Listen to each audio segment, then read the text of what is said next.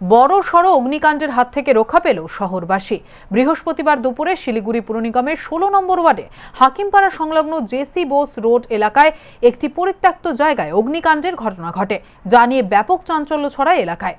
জানা গিয়েছে, দিন দুপুরে ওই পরিত্যক্ত জায়গায় আচমকাই দাউ দাউ করে আগুন জ্বলে উঠতে দেখেন স্থানীয়রা। এরপর পাশে থাকা একটি দোকানে আগুন যাতে ছড়িয়ে না যায় তার জন্য স্থানীয়রা আগুন নেভানোর কাজ শুরু করে। তবে জল দেওয়ার পরেও আগুন নিয়ন্ত্রণে না আসলে খবর দেওয়া হয় দমকলকে।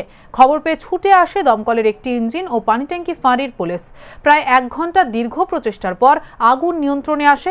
ঘটনাস্থলে পৌঁছন শিলিগুড়ি পুর নিগমের ডেপুটি মেয়র রঞ্জন সরকার ও মেয়র পরিষদ মানিক দে।